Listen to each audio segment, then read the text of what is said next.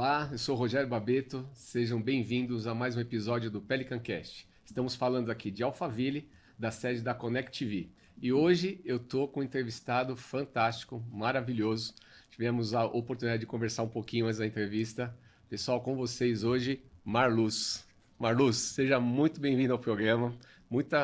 Uma gratidão imensa por você estar aqui comigo hoje, a gente trocar um pouquinho, né, de ideia, né, e conhecer um pouquinho mais sobre você. Tenho certeza que o nosso público vai ficar lisonjeado e maravilhado com as suas palavras aqui hoje. Muito obrigado. Gratidão, que possamos estar conectados, né, nós e a quem irá assistir esse serviço, porque isso aqui não é um programa, isso aqui é uma ferramenta do próprio universo de trazer informação. E eu sempre falo, meu novo irmão e velho amigo, talvez, né, que tudo é um reencontro. O conhecimento é a verdade que liberta. E a oportunidade da gente levar conhecimento numa conversa tão natural é uma ferramenta maravilhosa. Então, estou aqui a serviço e pronto e conectado com toda essa egrégora que nos assiste agora. Oh, maravilha, Marluz. Muito obrigado. Para quem, eu sei que você tem milhões de seguidores, né? Muita gente já te conhece, mas para quem não teve essa oportunidade ainda, esse prazer, Marluz Paiva, você tem um instituto chamado Mar de Luz. Você é mestre em arte da cura, né, pelo que eu vi, um visionário do tempo e espaço, consultor e orientador holístico, com reconhecimento no Brasil e no mundo, atuante da parapsicologia e terapia de vidas passadas. É um médium paranormal de ectoplasmia e materialização, acho que ainda vivo no mundo, né? Eu acho que é o único. E, Marluz, eu tenho muita curiosidade, eu gostaria de saber um pouquinho sobre sua vida, como que você teve consciência de quem você era como pessoa, como espírito, né? E eu sei que, assim, tem alguns pontos que a gente não pode tratar nessa entrevista, né? Você esteve com Chico Xavier, você esteve com Sai Baba, né? E eu gostaria que você falasse um pouquinho disso, então um pouquinho da sua história e como foram essas passagens importantes, né, que você tem para poder compartilhar conosco.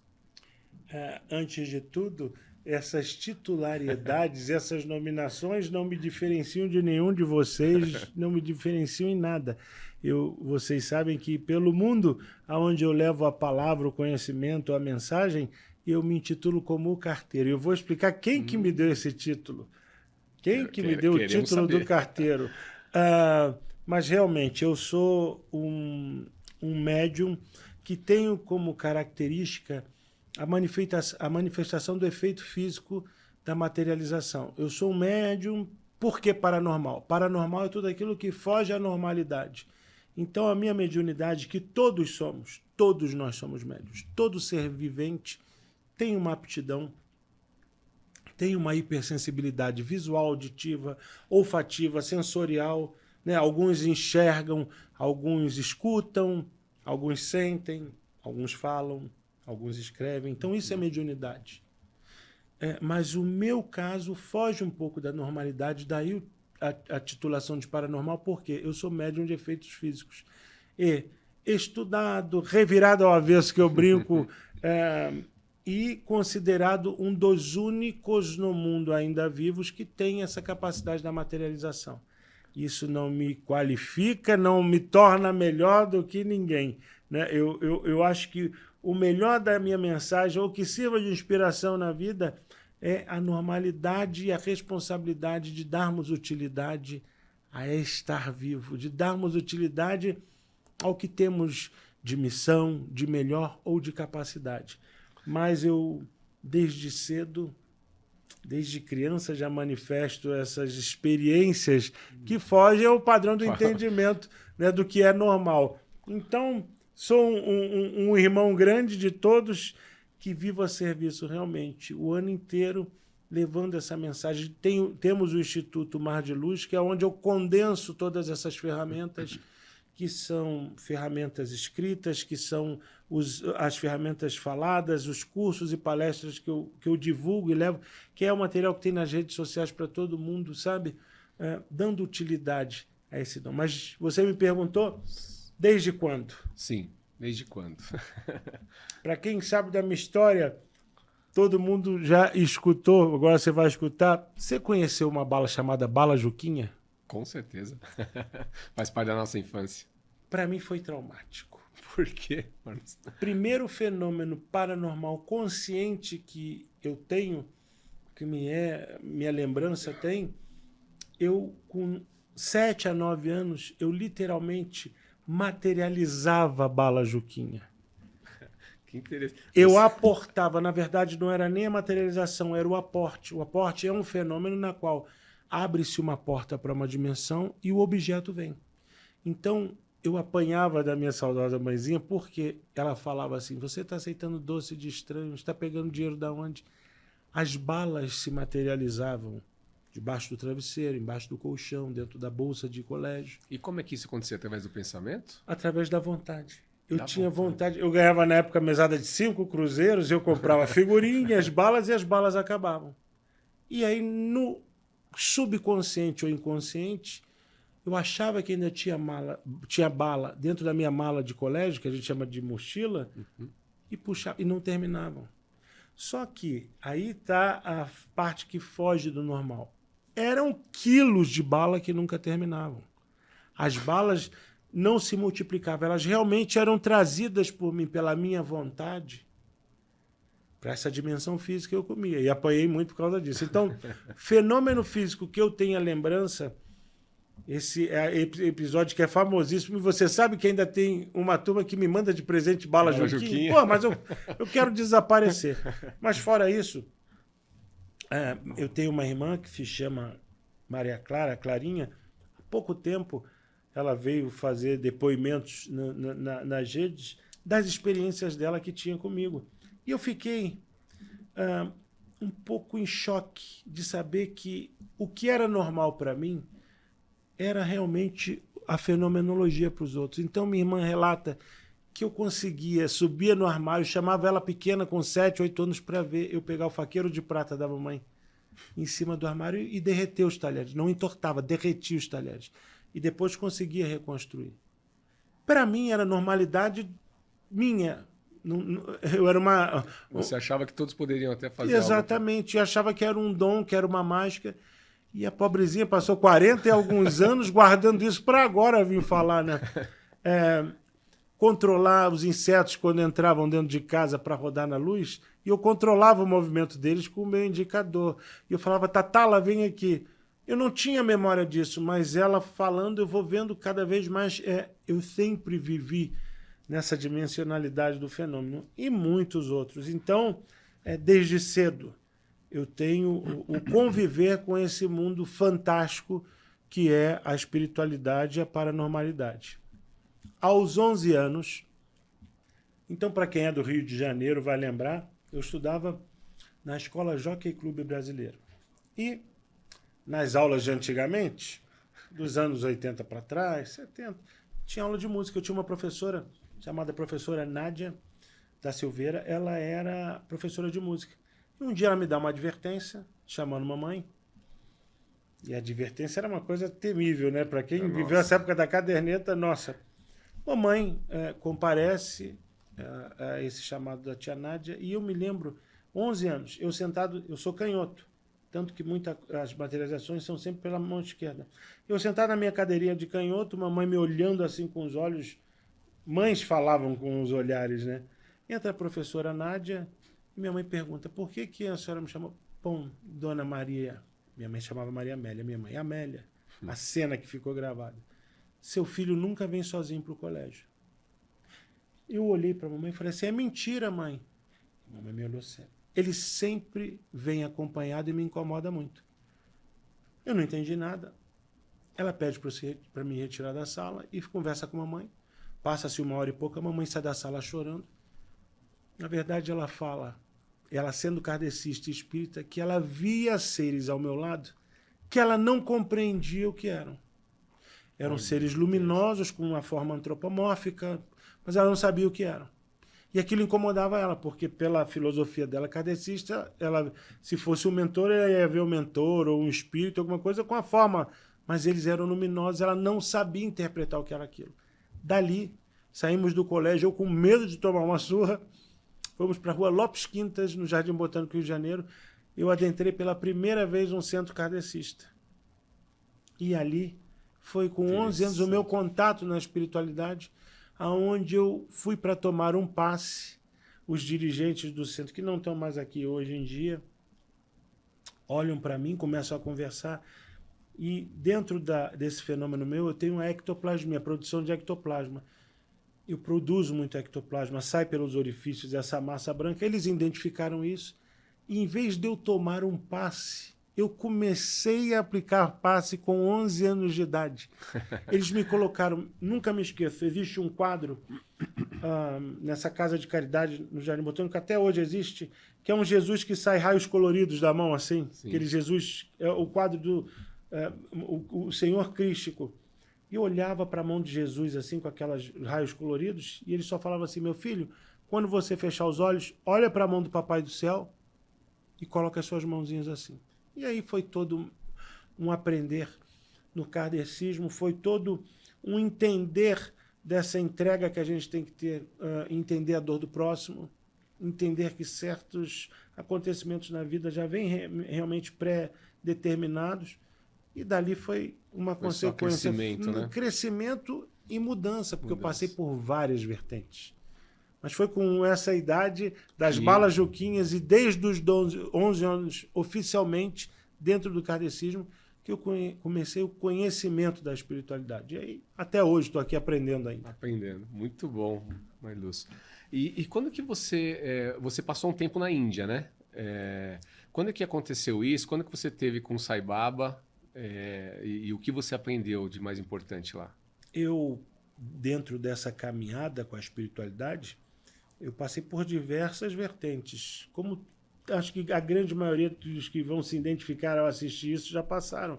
Passei pelo catolicismo, passei pela Umbanda, pelo Candomblé, passei por várias irmandades espiritualistas. Fui 18 anos lá no Rio, existia uma irmandade maravilhosa em Botafogo chamada IEV, Irmandade Espiritualista Verdade Eterna, onde eu adentro ao mundo do esoterismo mesmo. Conheci, eu sou da velha guarda do esoterismo, que já o professor Namur Gopala, Ney Naif, Cátia César Bastos, Maria Lídia Gomes de Matos, Kaandananda. Era uma turma que nos anos 80 o esoterismo era uma busca pelo conhecimento muito grande. Então, nós somos ali os pilares, essa turma que, sabe, deu origem aos movimentos que são hoje de conhecimento que vocês... Hoje em dia mudou, hoje é coach, né, é mentor, coach. Mas eu vivenciei a raiz disso. E aí, em 1996, eu conheço em 94 o movimento Sai Baba do Brasil, através do professor Hermógenes, através de um grupo de devotos de Sai Baba. Estava vindo, né, no final dos 80, início dos 90, esse conhecimento desse grande avatar que foi Satya Sai Baba. Em 96 eu vou para lá. Acabo ficando 1 ano e 2 meses na Índia. Conheço toda a face da espiritualidade indiana, que é algo que realmente eu sempre falo, a Índia é a terra-mãe. Buda era hindu. Siddhartha Gautama, Buda era hindu. Né? E foi lá que essa contextualização de entender que a gente não sabe nada, que a gente está interligado, que a gente está conectado ao todo, se manifestou por completo. E eu vou procurar Sai Baba, como procurei diversos outros mestres, para entender essa minha fenomenologia. Quiçá a surpresa que eu, ao tentar entender o fenômeno da materialização, recebo dele, em 1996, esse anel, que está aqui. Fantástico, hein? Que eu uso ele pelo mundo inteiro. E foi uma experiência fantástica que me possibilitou entender que eu não preciso buscar de onde vem ou entender o porquê que eu tenho essa capacidade, eu devo dar utilidade. Entendi. Só que Sai Baba era realmente um avatar, eu considero, ele é uma das formas dos meus gurus, né, dos meus mestres, ele vivia para o divino, mas eu me qualifico e sei da minha humanidade. Então, apesar de ter esse dom e responsabilidade muito grande, eu trago à humanidade a responsabilidade comigo de dar serventia ao que eu recebo. E, Marluz, uma curiosidade, como é que isso se processa, assim? Como é que... imagino que você não materialize isso a qualquer... Não a qualquer... Tem que ter um propósito, imagino eu. né? Mas como é que até esse processo é um processo que essa ectoplasma, como é que você essa energia, como é que ela se condensa para se tornar material? As pessoas ficam muito presas a joia ou um objeto que seja recebido. Primeiro que vem de lá para cá. Eu aprendi isso com o Chico. Tá. Vem de lá para cá. O fenômeno ele não é voluntário. Fenômeno com hora marcada não existe. Não existe. Não é fenômeno. Fenômeno que não está dentro do acaso ou realmente do controle ser de outra dimensão, de outra dimensionalidade, não é fenômeno. É característica humana. Nós é que temos tempo contado, nós é que temos tempo medido. Ok. Então, começa por aí, vem de lá para cá. Tem que haver uma reciprocidade. Eu já entreguei milhares, que eu digo, de cartas, depois eu explico o carteiro. Carteira. Durante toda a minha vida e continuo entregando, mas não se limita só à materialização física. Por exemplo, a gente estava até comentando um fenômeno que aconteceu agora num último encontro que eu tive em Campos do Jordão, de ser fotografado e filmado uma estrela, um hexagrama, um símbolo de Metraton materializado na minha testa. E quando eu estava justamente falando sobre a estrela, sobre o rei Salomão, mas você vê, eu estava em contato com o povo maravilhado, mas no momento ao falar de Deus, na epifania que eu tenho, que eu olhei para cima, se materializou e filmaram, fotografado, e estou recebendo ligação de TV da Itália para... Bom, é um fenômeno, não adianta que não vai se repetir. Já fiz fenômenos físicos, por exemplo, em Urubici foi materializado numa montanha, o pessoal até brinca, o buraco do Marluz, olha, um buraco de fechadura com 5 metros de altura. Nós tivemos uma experiência mística, um grupo em Urubici, eu tenho minha grande irmãzinha, minha amada Meire Yamaguchi, que um dia você precisa conhecer, que é uma terapeuta. Ela tem os avatares da cura, como tantos outros, como minha irmã Suzy Mariá, e tantos outros amigos, sabe, de alma que eu tenho. No grupo, em uma reserva em Urubici, eu escuto a palavra buraco de fechadura. Nós fomos para abrir um portal nessa cidade.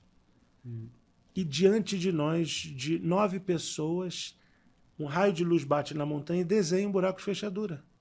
Tem a foto, a filmagem, tem tudo. Se desenha, virou um ponto turístico de peregrinação hoje. Só não gosto da nominação, né?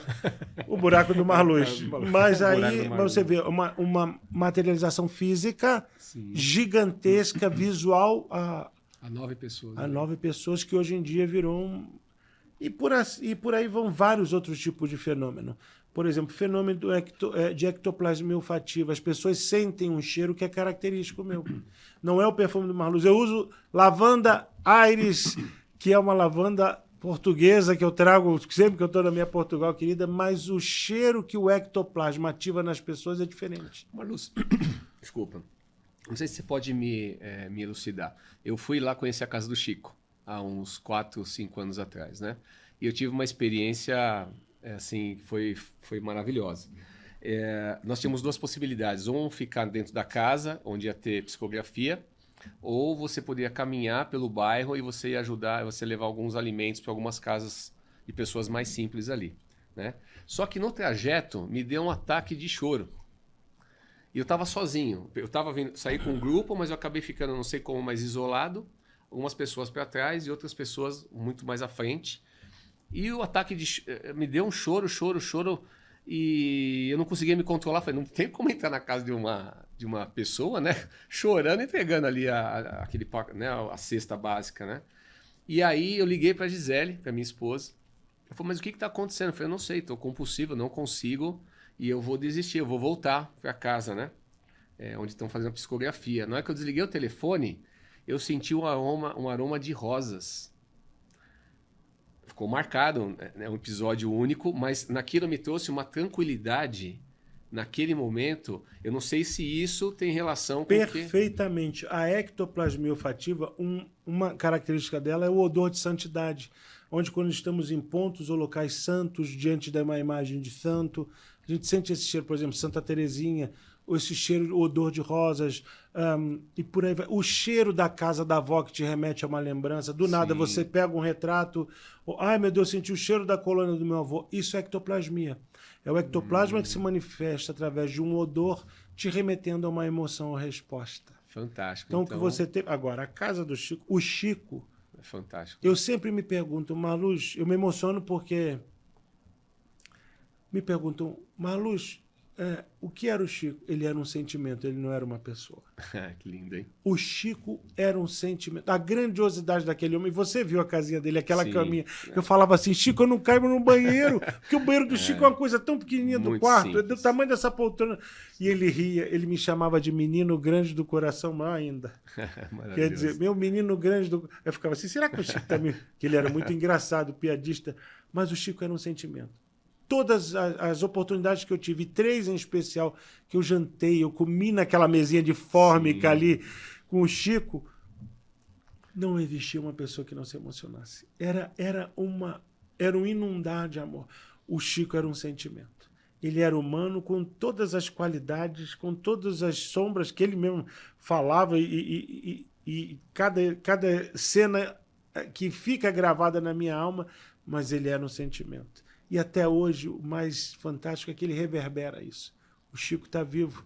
Claro, é como ele falava, vida após a vida. Vida após a vida. E serve de inspiração. Está aqui a gente, 2025, falando do Chico. A gente sabe, e eu me emociono com a mesma... Agora, para você ver, como é que o universo nos manda cartas. Eu que sou um carteiro, porque o Chico, uma das minhas crises existenciais, eu sentado na mesa jantando com ele, começo a chorar com a boca aberta, que eu tenho Chico, Chico. E ele me olhando, comendo polenta, sobrecoxa de galinha e couve cortadinha. E o Chico tomava café, hein? O pessoal fala assim, o Chico comia frango e tomava café. Chico, as pessoas só me procuram pelo que eu faço, Chico. Ninguém me procura para perguntar se eu estou bem. E ele botava a mãozinha. Meu menino grande. Chico, porque as pessoas... Eu me sinto, às vezes, um objeto na mão das pessoas. Ele, meu menino grande. Chico! Ele faz assim em mim e fala assim, meu menino grande do coração maior ainda. Não se preocupa com remetente, destinatário e conteúdo. Ó, entrega a carta. Você é um carteiro. Que fantástico. E ali muda a minha vida. Ali eu tiro de mim a necessidade... de um título, de uma explicação, entendimento, e percebo que eu só sou um instrumento, eu sou carteiro. Isso, para mim, foi meu ato de libertação. Chico, não dá para falar. Trouxe você para a consciência. Chico, acabou. Simplicidade, não né, se preocupa, só entrega. E aí que a gente estava falando, entrega, eu confio, aceita, agradece. E isso traz uma facilidade que me move a espalhar pelo mundo esse conceito que é dentro disso que eu canalizei como interser, a interdimensionalidade do ser, de realmente a gente perceber que a dor é um grande professor. A dor nunca acaba, mas ela é transformada. Que todos temos sombra. Eles têm o direito de ter sofrimento, de ter dúvida, de ter medo. Mas, ao mesmo tempo, a gente tem a grandiosidade e a obrigação de dar utilidade a estar vivo. Por isso que eu tenho a obrigação de ser um carteiro. Não posso fazer por mim, mas... Não me preocupa o que estão achando, se eu estou sofrendo. Entrega. Então isso te abre, isso é tira coisa um de peso, Chico. né? Isso é Tira um coisa peso de Chico, do... é coisa de Chico. Fantástico, Marluz. Marluz, o que você vê hoje na humanidade, o que a gente está precisando assim, mais? Porque a gente vê, o mundo está passando por um processo bem, vamos dizer assim, complicado, né? A gente sabe que, eu acredito né, pelo tudo que eu ouvi, até mesmo por Chico, que a gente já fez uma transição, né? Isso, acho que em 2012, depois 2019, você tinha uma data limite ali, etc, né? Mas, assim, a gente vê um pouco eu, pelo menos na minha visão, a gente vê um pouco de distorção, às vezes da parte moral, da parte ética, dos valores, né? E no mundo como um todo, todas essas guerras acontecendo e toda essa dor, né? Como é que você vê esse momento que a gente está passando agora e qual seria um caminho que a espiritualidade, o que nós podemos fazer para que a gente consiga passar por isso e ter menos dor, vamos dizer assim, ou menos dificuldade, ou fazer uma mutação, né? De uma dor para um momento de alegria e de paz. Uma frase do Chico vai sintetizar o que eu vou tentar explicar aqui. Quem não vive para servir, não serve para viver. Então, quando a gente percebe que é importante estarmos na dor alheia, entendermos nós como unidade. O mundo precisa ser humano. O mundo não precisa de divisões ou barreiras. A gente tem que entender que Cristo é a maior inspiração de todas, pelo menos eu sigo isso, quando ele fala do amor. Amai-vos uns aos outros como eu vos amei. Quando a gente entende a grandiosidade de que o amor é a cura de qualquer problema. O amor é a voz, o amor é a batida cardíaca do divino. Então, quando a gente entende esse amor que acolhe o irmão que está precisando, que perdoa para ser perdoado, quando a gente entende esse amor que é a única forma de acabar com essa divisão que está havendo no mundo, é onde o mal encontra a brecha, que o medo é o grande vilão do mundo, a gente tem que perceber que o medo é a antítese da criação, o medo é o vazio. Quando a gente tem Deus, tem o divino, a gente não tem medo. A gente tem prudência, cuidado. Claro, eu com este corpanzil não vou entrar no mar nadando, que eu sei que vai dar ruim. Eu tenho prudência. Agora, medo, de jeito nenhum. Se nós somos seres criados por uma força que nos ama, que é a representação do tudo e do todo, achar que o mundo vai ser destruído, não. Sociedades vêm e vão. Sim. O que vai acontecer é que nosso entender de humanidade precisa compreender que só o amor constrói, só o amor vai fazer com que possamos ser melhores. Claro que os tempos ditos trevosos nos assustam porque a gente está vendo as pessoas se dividirem por titulações políticas e sociais, as pessoas não enxergarem que todos somos filhos de um pai, de uma mãe. Como você achar a forma divina, a gente não entende. Eu vejo tanto julgar, meu irmão. Quando eu faço esse trabalho, a gente tem um trabalho que é o Mãos que Cuidam, que eu vou na Cracolândia, abraço eles, falam assim, sabe? Irmão Urso chegou, o irmão Ursão chegou, o Papai Luz chegou. Eu abraço eles, meus filhos sentam com quem está com tuberculose, e a gente não tem nada. Eu encontro ali respostas. E aí, quando a gente entender que a gente não agradece, o grande problema também está no esquecer de agradecer, de agradar o ser que nos criou, dando obrigado pelo pão de cada dia, de vendo que a gente tem muito e muitos não têm nada. Então, o que falta nesse momento para a humanidade é esse amor. O que falta é entendermos para que essas guerras políticas, Cristo foi um preso político. Sim. Foi julgado por nós.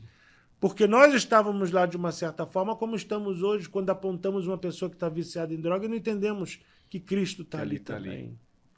Cristo, no ato da crucificação, olha para o ladrão Dimas e fala assim, tu crê em mim? Então tu vem comigo. Então a gente tem que entender que essa unidade da humanidade é a grande chave de virada. A partir daí que a gente vê que esse coletivo é uma unidade, a gente consegue ascender à dimensão de total felicidade, prosperidade, riqueza e espiritualidade que está criada já, que está manifestada. Olha, meu ectoplasma está muito ativado. Essa massa branca aqui já aparece. tem muita, e espirra, está muito ativado. Então, quando a gente... o pessoal fala assim, mas Luz, esse é acústico? Não. Eu já fui revirado por médicos. Dr. Mendel Sapunaru, neurologista na BBR do Rio de Janeiro, tem a grande Nívia Yamaguchi, Ana Chape, que me estudou nos últimos anos, que me titulou como o maior paranormal de efeito físico vivo e tal. Então, eu dou utilidade a isso. Então, sejamos humanos. Perfeito, Marluz. Marluz, nosso tempo está terminando. Eu gostaria que você deixasse uma mensagem para os nossos ouvintes, para os nossos telespectadores, né? O que você deixaria de lição para eles nesse período? Com certeza vai ter a parte 2 e 3. Conta comigo a hora que você quiser, que isso é dar utilidade. E o que eu deixo para vocês é isso. Quem não vive para servir não serve para viver. Em vez de reclamar e pedir para o universo, tentar questionar o porquê que as coisas não acontecem, começa a oferecer. Em vez de pedir, ofereça. E aí a sua vida vai mudar. Marluz, muito obrigado. Gratidão por você ter vindo ao programa. Pessoal, a gente termina aqui mais um episódio fantástico com o Marluz Paiva. Espero que vocês tenham gostado. Marluz, uma questão. Como que o pessoal entra em contato com você? Vão lá nas redes sociais, @Marluz Paiva, com L e U Z no final. Mar de praia e luz do sol. Marluz Paiva Tô lá nas redes sociais, tem lá o site, tem o instituto, tem tudo. Encontrar seus cursos, livros. Tudo à vontade tudo. lá. Então, perfeito. Mais uma vez, obrigado, gratidão. Pessoal, até o próximo episódio.